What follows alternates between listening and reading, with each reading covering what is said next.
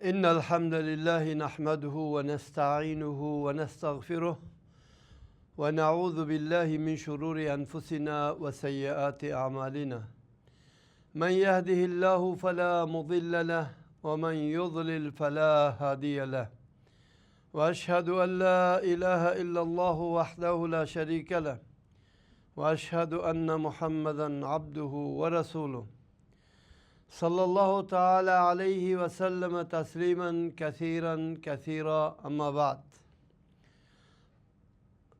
اللہ سبحانہ تعالیٰ کی مدد اور اس کی یاری سے آج چوتھے شخصیت کے متعلق مسلمانوں کی امام اور چوتھے امام کے متعلق بات چیت کرنا ہے.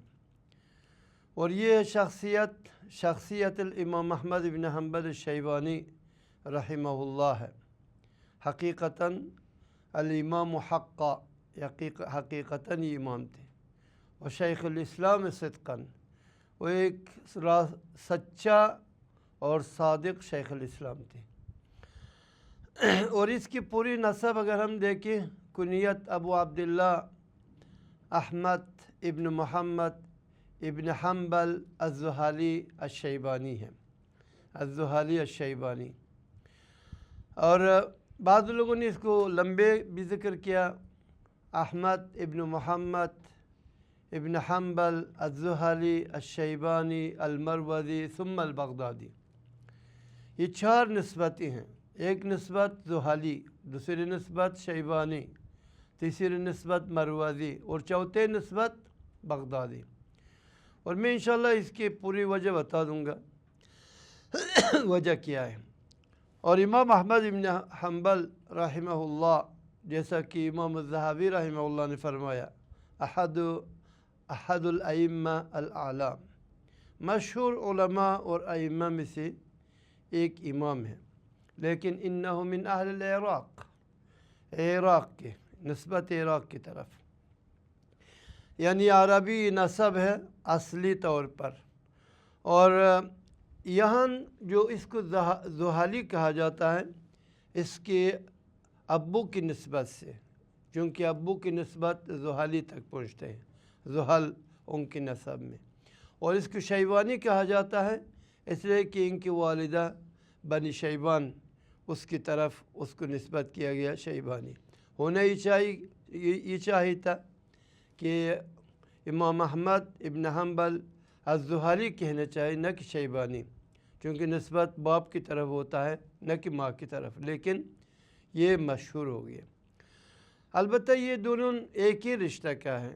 زحل اور شیبان دونوں بھائی تھے، دونوں بھائی. تو اس وجہ سے یہ دونوں بھائی من بکر ابن وائل کے جو قبیلہ ہے اس سے اس کا تعلق تھا. تو لہذا شیبان اور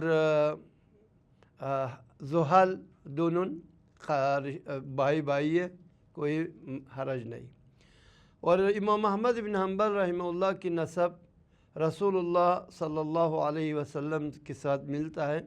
نزار ابن معد ابن عدنان ابن اسماعیل، یعنی بالکل نبی صلی اللہ علیہ وسلم سے تقریباً 20ویں یا 19ویں نسب میں جا کر ان کے نسب نبی صلی اللہ علیہ وسلم کی نسب سے ملتا ہے.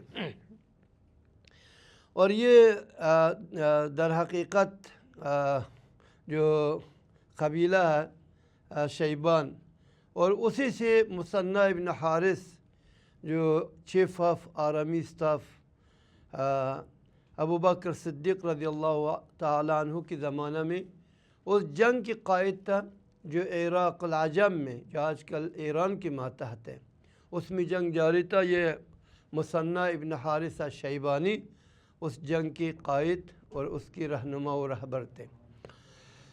امام احمد ابن حنبل کی ولادت کے متعلق یہ بتانا ہے کہ امام احمد ابن حنبل شیبانی والزحالی اور مروزی اور بغدادی رحمہ اللہ، یہ شہر ربیع الاول سنہ 164 ہجری میں 164 میں یہ دنیا میں آیا. اور یہی مشہور اور معروف ہے ان کی ولادت میں. جیسا کہ عبداللہ ابن احمد ابن حنبل، امام احمد کا بیٹا اس نے فرمایا سمیعت ابی یقول، میں اپنے والد صاحب سے یہ فرماتے ہوئے سنا، ولدت فی شہر ربیع الاول، میں شہر ربیع الاول سنہ 64 و 100 164 ہجری میں پیدا ہو گیا۔ اس کے وطن کے بارے میں ابھی دو نسبت ہے، اس کو میں تشریح کرتا ہوں تھوڑا سا۔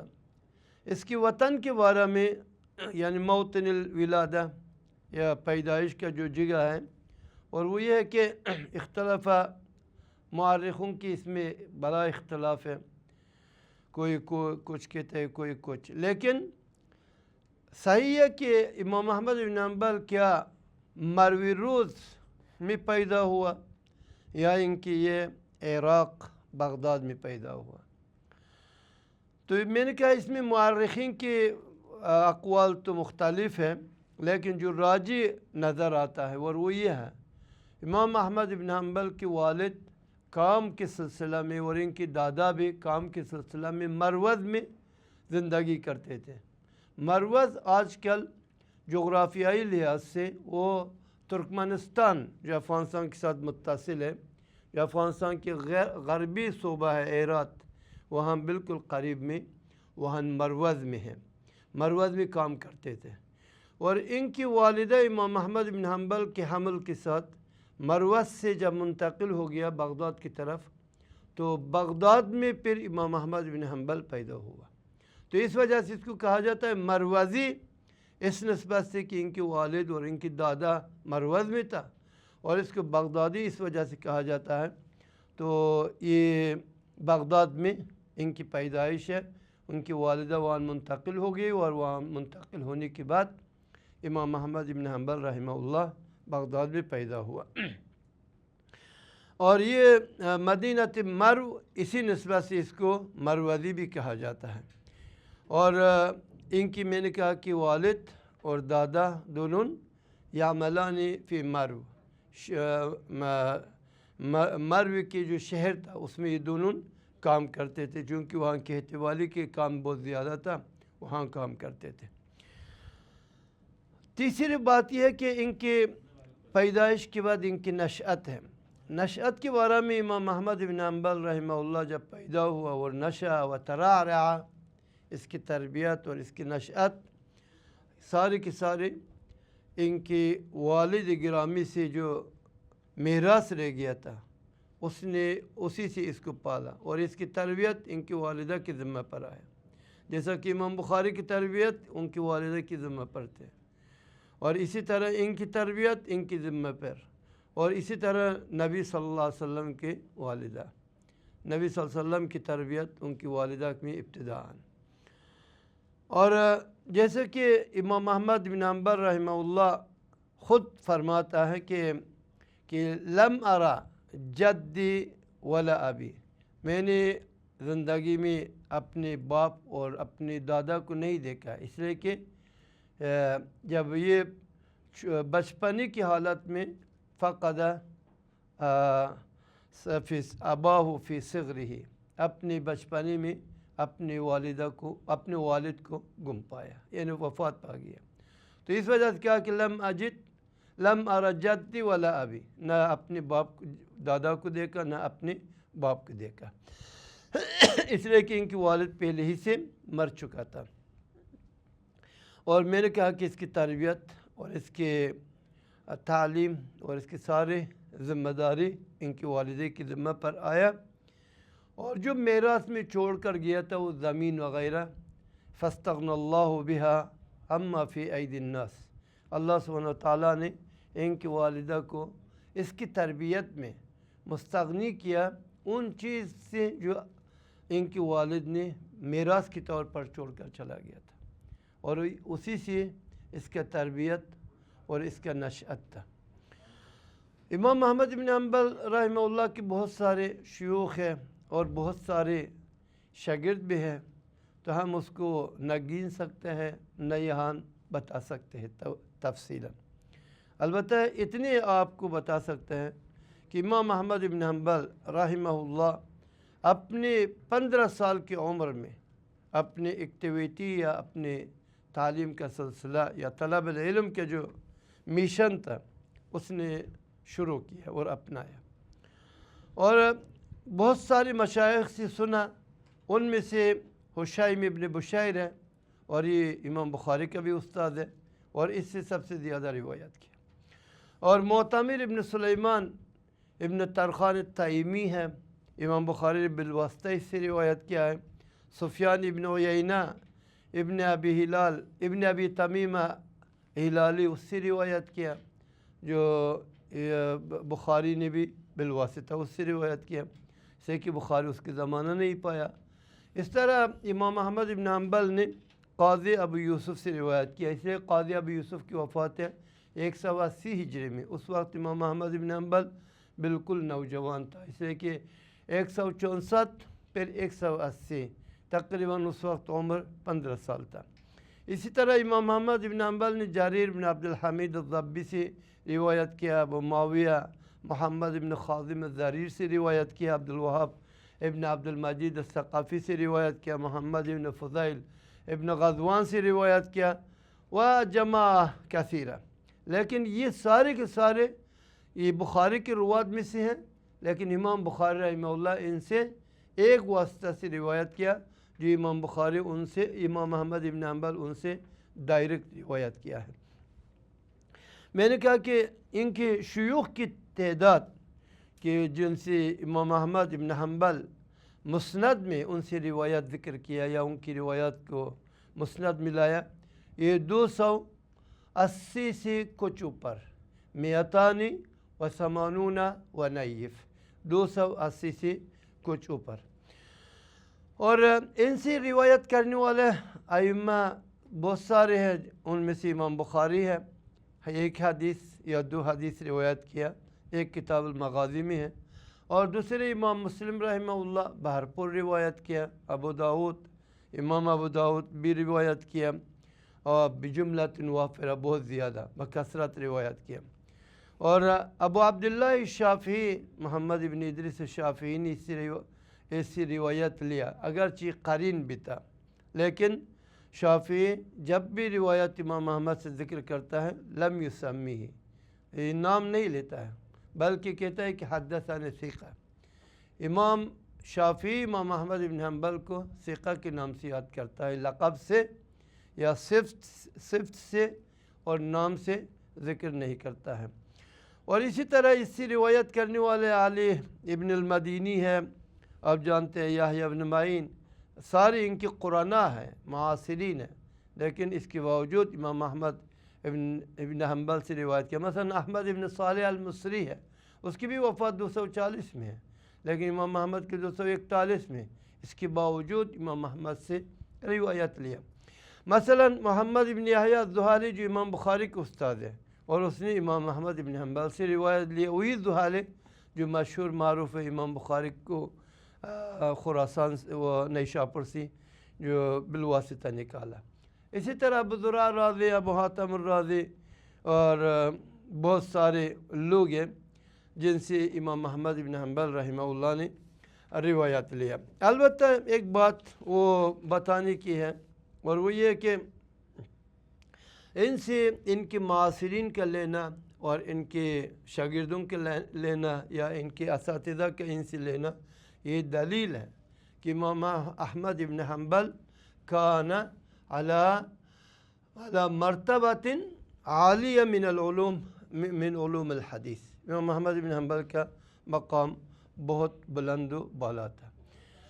तीसरी बात मैं ज़िक्र करना चाहता हूँ, और वो ये कि इनकी किताबें बेशुमार है, बेशुमार किताबें हैं, लेकिन जो हमारे दस्तरस में या छपे हुई जो मौजूद है उनमें से आप मुस्नद है, मुस्नद को आप देखते हैं, मुस्नद अहमद इब्न हम्बल 30,000 रिवायात तकरार के साथ उसमें मौजूद है। या अल-इलल व मारिफत रिजाल है, और फ़ज़ाइल सहाबा है, तफसीर है, जैसा कि इब्न अल-जौज़ी ने और इब्न नदीम ने ज़िक्र किया। इसी तरह नासिख़ मनसूख़ है इनकी किताब, और इनकी किताब फ़राइज़ है, ज़ुहद है, किताब ज़ुहद इमाम अहमद, और इसी तरह अल-असामी अल-कुना है इनकी हदीस में अक्सर बेशतर, और शोबा की जो अहादीस है उसको जमा किया है। इसी तरह इनकी किताबों में تاریخ ہے اور ایک کتاب الورع اس کی طرف نسبت کیا گیا، یہ بھی امام احمد بن حنبل کا ہے۔ اور الرد علی الزنادقۃ والجہمیہ امام احمد کی کتابوں میں، اور کتاب اہل الردہ والزنادقہ بھی ان کی کتاب الایمان بھی ہے۔ بہت سارے میں نے صرف تقریباً دیکھا 29 کتابیں کہ جو چھپی ہوئی ہمارے پاس موجود ہے۔ مسند اہل البیت ہے، مثلا الوقوف والوصایا ہے، احکام النساء ہے، الترجل ہے، ارجاء ہے وغیرہ۔ دوسری امام احمد بن حنبل کے رسائل جو امام احمد بن حنبل کی طرف نسبت کیا جاتا ہے،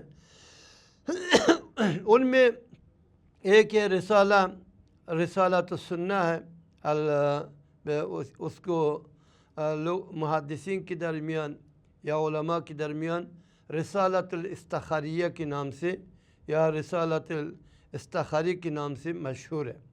اور دوسری رسالہ جو امام احمد بن حنبل نے لکھا تھا اور اس کو متوکل کی طرف بھیجا، خلق قرآن سے متعلق تھا، چونکہ متوکل اعتزال سے متاثر ہو چکا تھا، اس وجہ سے امام احمد بن حنبل رحمہ اللہ نے اس کی طرف رسالہ لکھا فی مسئلۃ خلق القرآن، اس کی طرف بھیجا۔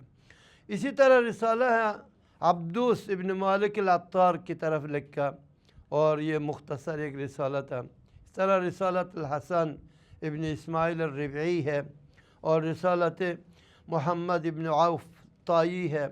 دوسری رسائل امام احمد بن حنبل نے خصوصاً مثلا رسالہ ایک خط لکھا مسدد ابن مسرحد کی طرف، اور یہ مسدد ابن مسرحد آپ جانتے ہیں کہ بخاری کے بھی استاد ہیں اور امام احمد بن حنبل کے معاصر ہے، اور امام احمد سے 1 سال پہلے وفات پایا، 240 میں مسدد وفات پایا اور 241 میں امام احمد بن حنبل وفات پایا۔ اس کی طرف لکھا رسالۃ الی مسدد ابن مسرحد ابن مسربل ابن مغربل ابن محربل الاسدی، اس کی طرف جو بصرہ کے رہنے والا تھا، اس کی طرف رسالہ لکھا۔ اور بعض لوگوں نے لکھا ہے کہ یہ مسدد 228 میں وفات پایا، صحیح نہیں ہے، 240 میں اس کے وفات ہے۔ اس طرح رسالہ فی الصلاۃ ہے اور وغیرہ ان کے رسائل موجود ہیں۔ آخری بات، میں امام احمد بن حنبل کے بارے میں تو 20 منٹ میں یہ ممکن ہی نہیں کہ میں ان کی سارے جو اہم امور کو ذکر کروں، لیکن یہ بات ذکر کرنا ضروری ہے۔ امام احمد بن حنبل کے بارے میں علماء کے خیال یا علماء کے رائے آپ کہہ دیں یا علماء کے ریمارکس کیا ہے، اس میں ہم دیکھتے ہیں کہ اسماعیل ابن الخلیل رحمہ اللہ نے فرمایا لو کان احمد ابن حنبل فی بنی اسرائیل، اگر احمد ابن حنبل بنی اسرائیل میں ہوتے لکان عجبا، اور یہ سارے لوگوں کو تعجب میں ڈالنے والا ہوتا، اور حقیقت بھی یہ ہے۔ امام المزنی رحمہ اللہ امام احمد بن حنبل کے بارے میں فرمایا، مقارنہ کیا، موازنہ، کہا کہ احمد بن حنبل یوم المحنہ، وہ محنت کے زمانے یعنی خلق قرآن کے زمانہ میں، ابو بکر یوم الردہ، ابو بکر جو ردت کے زمانہ میں نبی صلی اللہ علیہ وسلم کی وفات کے بعد، اور عمر یوم الثقیفہ، عمر کے جو موقف ہے ثقیفہ بنی ساعدہ میں جو خلافت کا معاملہ، اور عثمان یوم دار، اور عثمان رضی اللہ تعالیٰ عنہ کے اوپر جو گھیر لیا اور محاصرہ تھا اپنے گھر میں، اور علی رضی اللہ عنہ یوم صفین۔ یہ سارے ایک لیول پر، یہ سارے محن ہیں، اور یہ ساری محنتوں کے مقابل میں ایک دوسرے کے برابر ہے۔ ابو بکر یوم الردہ اور احمد بن حنبل یوم المحنہ، اور عمر رضی اللہ تعالیٰ عنہ یوم الثقیفہ، عثمان یوم الدار، اور علی یوم صفین۔ اور اسی طرح دوسرے یا مثلا امام شافعی رحمہ اللہ، اس کے باوجود احمد بن حنبل سے عمر میں بھی بڑا اور احمد بن حنبل کے استاد ہے، لیکن امام شافعی رحمہ اللہ احمد بن حنبل کے بارے میں فرماتے ہیں خرجت خرجت من العراق، میں نے عراق سے نکلا. شافعی کہتے ہیں کس طرف؟ مدینہ مکہ پھر مصر کی طرف.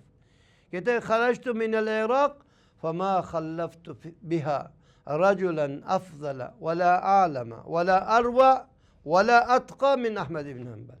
میں نے عراق میں امام احمد بن حنبل سے برتر اور اس سے دانا تر اور اس سے پرہیزگار تر اور اس سے متقی تر انسان کو نہیں چھوڑا. اور عراق میں سب سے زیادہ متقی، پرہیزگار اور سب سے زیادہ عالم بالاحکام الشرعیہ اور سب سے افضل یہ انسان تھا وہ احمد بن حنبل تھا. امام شافعی کا ریمارکس ہے. شافعی باوجود کہ علی قمت من الفضائل، لیکن امام احمد کے بارے میں یہ گواہی دے رہے ہیں. اور اس طرح امام احمد بن حنبل کی جو شیخ ہے اور وہ ہے یحییٰ ابن سعید القطان، آپ لوگ جانتے ہیں امام جارح التعدیل من المتشددین. اس کی وفات 198 یا 97 ہجری میں. یحییٰ ابن سعید القطان رحمہ اللہ امام احمد بن حنبل کے بارے میں فرماتا ہے ما قدم علیہ من بغداد، بغداد سے کہہ رہے میرے پاس نہیں آیا کوئی شخص کہ میرے نزدیک کو سب سے زیادہ پسندیدہ ہو من احمد بن حنبل. احمد بن حنبل سے زیادہ پسندیدہ شخص میرے پاس بغداد سے نہیں آیا. اور قتیبہ آپ لوگ جانتے ہیں، قتیبہ ابن سعید ہے، اس نے کہا کہ سفیان جب مر گیا، سفیان الثوری امام تھا رحمہ اللہ، کہتے ہیں کہ اس کے ساتھ ورع تقوی مر گیا. اور کہتے ہیں جب امام شافعی مر گیا، کہتے ہیں مات سنتی مر گیا. وہ کہتے ہیں کہ بموت احمد بن حنبل، احمد بن حنبل رحمہ اللہ کی موت سے تو بدعت کا ظہور ہو گیا، چونکہ بدعتوں کے سامنے صد و منع ایک مستحکم ڈیم کی طرح، بند کی طرح رکاوٹ وہ احمد بن حنبل تھا. پھر وہاں سے شروع ہو گیا. اقول ما تسمعون واستغفر اللہ لی ولکم ولسائر المسلمین فاستغفروه انه هو الغفور الرحیم. السلام علیکم ورحمۃ اللہ وبرکاتہ.